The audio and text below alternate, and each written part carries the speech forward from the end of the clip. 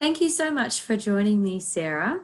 A quick intro. Sarah Wade is a great friend of mine, also a client, and she's had a fantastic career and journey and has now taken the plunge to be self-employed. And she's just one of those amazing networkers. So I thought with all those key things there, she'd be a great person to bring onto the show. So first of all, Sarah, I'd love you to just share with me and our listeners about your career path and your journey so far. Sure. Thank you for having me. Great to speak with you.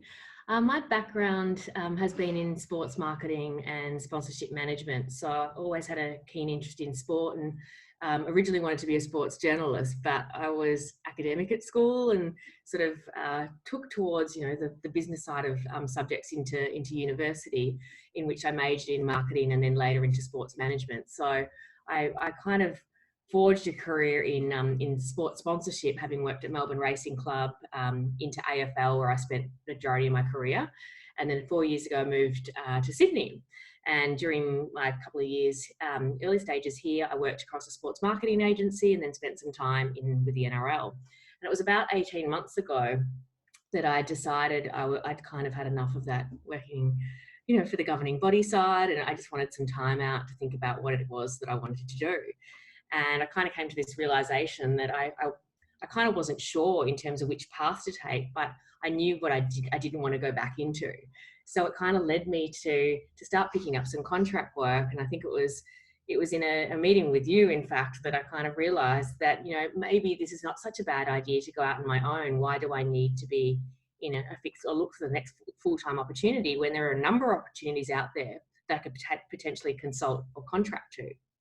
So hence 12 months ago, I launched my own business in Swade Management, offering services across not just the sports industry, but applying my sales, marketing and sort of partnership management skills across an array of different brands and industries. And so what was what was the biggest surprise to you going through that process of going from being employed and having that corporate role where you've got your regular salary and whatnot, to going out and starting your own business? Look, I think you have to wear many hats when you do start your own business. You're everything from, the brains behind the ideation to the admin. And, one of the biggest challenges I had to start with was actually, starting up a website and building a social media account and, developing your own communication platforms. And I think when I launched January last year, my email had crashed on the first day and my website wasn't working. So I think when I've come from big sporting organizations where you have the benefit of having different departments to support you, you feel very exposed when you do go back out on your own. And I think that was a highlight to me, going, you have to do everything. But I think the other one is more just the uncertainty. It's very daunting going out on your own and going, well, I don't know when my next client's going to come, and I don't know when I'm going to get paid next. And I think missing that stability is that big difference between, owning your own business and working for an organisation. So you had to get the hustle on. Absolutely. If there was anything you would change, if you were to go back to yourself in like 12 months ago and say, this needs to be done differently, what do you think it would be? If there was anything you would change differently, even in your past, in your career, like if there was something you would want to give advice to, sorry, I'll rephrase that. If there was a way to give yourself advice, what would it be? I think it's probably knowing your value and your worth. I think sometimes you can go into things and underestimate your value because particularly when you're starting up your own business, that you might underprice yourself in terms of, because you just want the work. I think that's one thing. But I think two is having a clear purpose and plan about what you want to achieve, and almost setting those goals higher than you would actually expect to achieve in your first year. I think I probably undercooked that in some respects. And probably the other thing is, just back yourself. And actually, I think one of the biggest learnings in the last sort of 12, 18 months is that I think I positioned myself too narrowly. So I kind of told people this is what I do, when really, as I started to pick up new clients, I ended up expanding my scope of work with them, purely because I started to work out and realize what I knew. So I think that's probably another thing. That probably comes back to the goal and the purpose, going, what is it that you offer? What do you want to achieve? What are you selling? And I think that was a big learning for me as well. They're really important key parts to building a business. But the one thing you said earlier initially was, your sense of worth, and don't sell yourself. And we often can do that. I remember when I first started my business so many years ago, but I look back at my pricing structure, and I was incredibly undervaluing myself. And it is that, desperation kind of thing. Mm-hmm. It doesn't need to be. I remember we've had conversations about this. You pulled me up on this, I think. Know your worth. So that is as I look at new quotes and briefs now, is that advice for you to say, like, let's have a think about this. What are you worth in market value if you to go back out into our corporate organisation? So you need to equate that and position that back. And it's you're selling yourself, your own brand, and your experience and skills. So I think sometimes we do underestimate ourselves in fear of getting rejected on that quote. So that's been a massive learning. Yeah, and I hope that if anyone's listening, that is and the best piece of advice when you are starting out your business is know what your worth is, and that bring it back to the market value. What are we being priced out as in that business model that I was working in? Businesses do have that kind of model. Is that this service is going to be costing the company this, so we've got to work out what that is for ourselves to put that on the table, and that brings me to another question, and I don't think I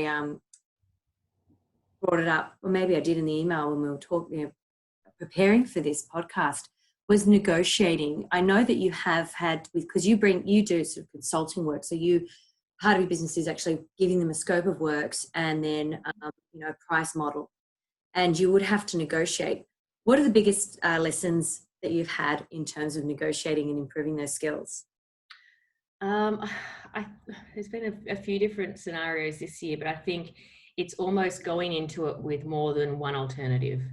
So you might have an idea about what you want out of the negotiation, but you've got to know or understand what the other party wants out of it, and almost have an option A, B, and C to negotiate. So if it's no, but I think that's probably one thing. I think that's another learning in terms of, I probably would have only had one solution in my mind about what I want, but that's not a negotiation. Yeah. Having options, know your audience, understand what they might be seeking out of it, do your research, and then go in with 3 potential options. Yeah. But sorry? That in the end you'd be happy with, in terms of 3 outcomes that you could be comfortable moving forward with. Yeah. And the other skill that you have really honed in on, and I've seen you at work, so you're amazing, is your networking. So when you're on, I use the word, when you're sort of out there on the hustle, because that's what you do when you're self-employed. You've actually got to constantly be looking at what's coming into the pipeline. If there's nothing there, you've got to create it, right? So you create it out of something, which usually is getting out there and networking, and you've created a lot of events. And you probably, I have to say, one of the best networkers I've seen. Can you give us some tips and maybe examples or ideas on how to polish those networking skills? Yeah, I think it's interesting during this COVID times where we don't actually have the events. So it's more email based and phone calls and sort of connecting with people via that. But I find I'm more comfortable in a face-to-face environment, and that's where I come from, an events-based background, I guess, where we've had a lot of functions. And I think that's where I've built a lot of trusted relationships over the years, when you get to know people in a face-to-face environment. So I think my advice would be to put yourself out there and perhaps go to those things that you might feel uncomfortable with, or even if you're going alone, but to show up.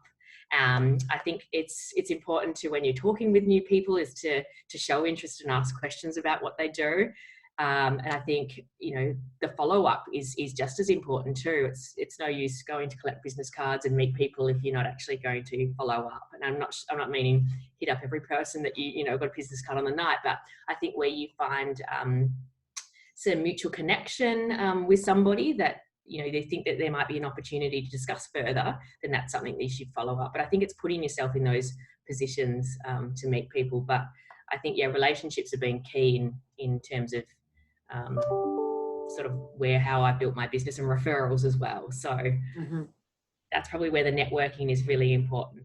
Yeah. And do you have any tips on how you remember? Because I know I've been to events and you go meet lots of people, and then you get home and you've got these business cards and you're going, which guy was that, or which woman was that? And just, is there a way of you, because you're great, you remember names, and I'm always going, I remember faces. I always remember faces. And I think sometimes when you see somebody out of context, you're like, well, I know the face, but where do I know them? As soon as you start talking, like, oh, that's right. So I'm probably not as good with names, but I think backgrounds and stories help if you can, remember someone by a story. And that's where I think the sport and entertainment industry, in terms of where you meet them, it's always around great networking environments. So it's been easy to establish relationships. It might be harder in different corporate organisations to find a mutual connection or interest outside of the work topic. So I think, the best relationships are when you can start to find out more of them as about a person as well.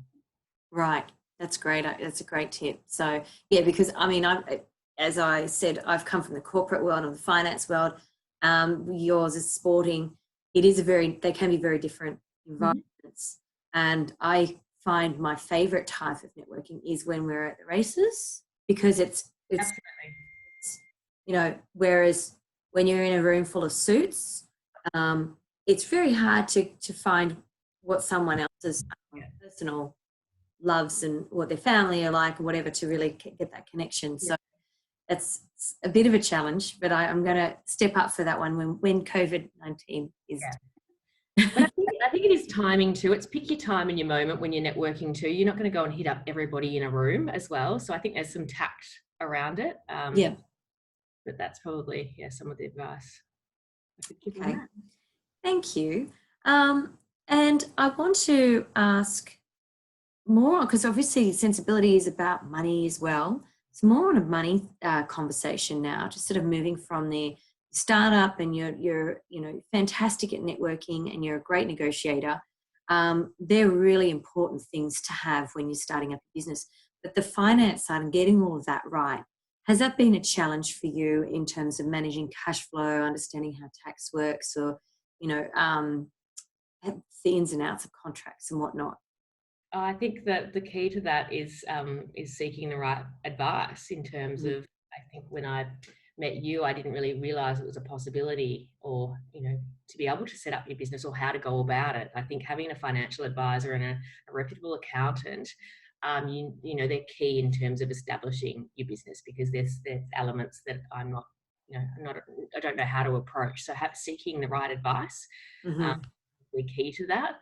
I mean, in terms of cash flow management, I think there were some real challenges at the start, and that comes back to having the plan. And if you are going to go out like this was something that I didn't really plan for. I think a lot of people with side hustles might, save and prepare to leave their day-to-day corporate job to start up and have a plan behind. I didn't.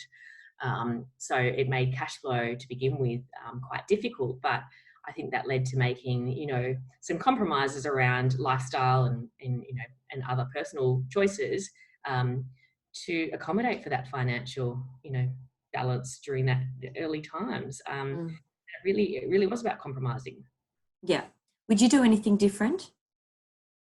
You would go back again, similar question to before, but again on the finance side of things. I think I would have. I think it was probably just assuming that I'd get more work earlier on than what I did. So just probably being a bit more, frugal around my spending and my living situation and all of that going into a business. I probably underestimated the time that it would take to pick up some sustainable work, which really impacted me financially.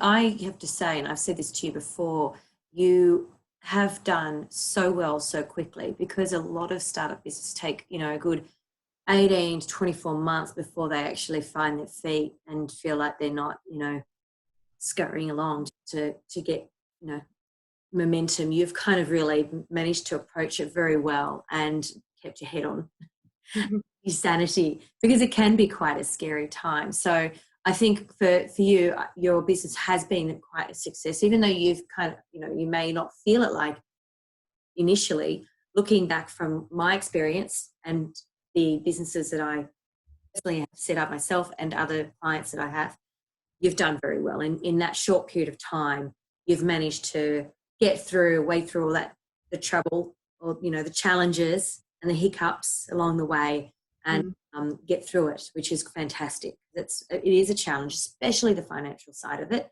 If you are used to having the regular income and then all of a sudden depending on these contracts to come through, and all of a sudden that contract's being, shut down or whatever the case may be, that can be quite a challenge. And I have to say, yes, advice is imperative. So, as I've given advice to you along the way, but there are financial advisors and there are accountants that can help people with at the startup stage, and getting all of that information right is really important. Now, finally, there's actually two more questions I wanted to ask you. What advice would you give anyone who's looking to start a new business? I know you kind of answered some of these questions, so if there's anything else that you can think of in regards to that. I think you just got to, outside of having, the obvious clear plan and purpose and objectives and not undervaluing yourself. I think we covered off some of that, but I think it's be prepared to do the hard work. It's not going to come to you. I think that's sort of what I've learned. You have to go out after it. Yes. To be prepared to do that. And that's probably the challenging thing. But I would say to anyone doing that, it's so rewarding working for yourself. Yes. And I think that's the freedom and the flexibility that you get of working from yourself. And I think the reward for me, looking back, after my first 12 months, like I didn't realize it until I sort of got to Christmas time to go, oh, wow, looking back what I achieved in year one, like I went from 0 clients and no income for 3 or 4 months to having a number of clients, had completed some really successful and high quality work and projects. So I think that was kind of a nice reminder of why you do work so hard and that you are going to have tough days. And I think probably the other thing from a financial perspective is around the cash flow. Like you've got to be prepared for the things that you almost don't expect, and have that sort of savings behind you. I mean, I ended up having to go and have shoulder surgery was out for a couple of weeks. I couldn't work. So those sort of key moments are things like you go, well, you didn't plan for this.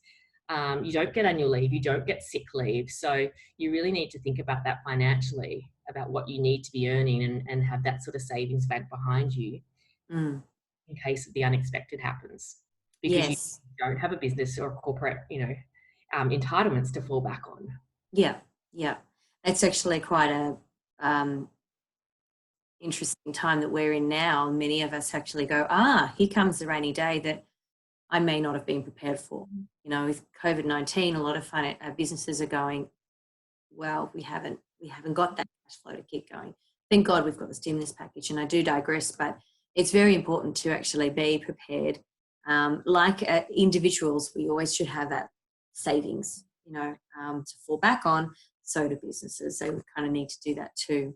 I think I said to you the other week that, during this tough time, it's a tough time for everyone. I actually feel more resilient having been through this last year, starting up a business. Like I felt like I've experienced this before. Yeah. This time it's not just me. There's a number you're in it with everyone else. Whether you're a sole trader or a contractor or a full-time or a casual, everyone's feeling this right now. So I think that is kind of the beauty of going, like, you kind of build that resilience, and I can respond. I guess the way I'm reacting to things now is quicker and more agile because of the fact that I have done this and started on my own. So I think it's not as fearful this time around. Yeah, actually it's really true what you're saying. I'm thinking of my clients, and I've got, I'm on the phone a lot. I've actually had to put on, a lot of work on hold with existing financial plans, because every day there's a new client, not a new case with an existing client in a situation that are usually quite panicked because of their financial position with COVID-19. And not one of my clients that are self-employed actually are in that state of panic, as opposed to the ones that actually have, because they've not experienced that period of time where you go through and like, okay, it's pretty shit at the moment, excuse my language, but time will tell, we'll get through it. And you do build that resilience and that sort of thick skin, so to speak, during those times. But right now there's people who've never experienced it and they're going through that little bit of a panic. And my job is to go, you'll get through it. You'll get through it. And you know, so you're telling yourself what I'm telling my clients is temporary. It's only, it's a little season and we'll get through it. And it's not the end of the world. And that's important advice because I do think being self-employed does create a sense of resilience. We do get thicker skin. We can handle absolutely challenging situations, and the discipline that we learn over time as well, because you do have to hustle, but you have to be disciplined to work from home and, not to be doing a lot of work and actually not be paid for it. Like that, is unheard of in the corporate world. Like, when you started setting up your social media pages and building your website and setting up all that, that's all before income comes in. And actually it comes at a cost. So there's a lot of things there for anyone who is wanting to start up a business. I think hope we're not scaring people off, because it is also such a rewarding experience, especially when you get to that point 12 months later and you look back and go, wow, I've done it. And you've got that flexibility and the freedom to work when you want, where you want, and who with. Amazing as well. So you've been able to bring in all of these new contracts and choose who you want to work with. And my final question I was going to ask you, because you've had quite a journey from, working in many corporations to then being self-employed. If you were to go back to your former self, your 18-year-old self, what advice would you give her? I probably would say I just have the confidence now, and I know confidence comes with experience, right? But if you could instill that confidence in what you know now, around how to approach situations, around how to deal with people, around how to network, if you had that injection of confidence back then, it would make things a lot easier.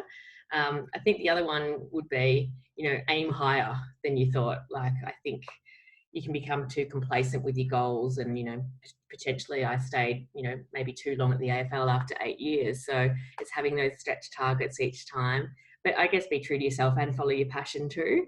And I think the other one that I would probably say to myself back then is like, don't spend time worrying about what people think of you and what around how you approach your work or your thoughts. Don't be afraid to speak up with your ideas.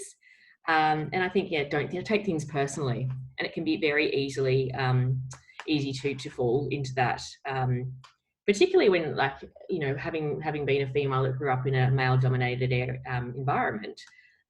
It's like you can't take things personally, and you just got to have the courage and strength to move on and try and differentiate the personal to the professional side of things.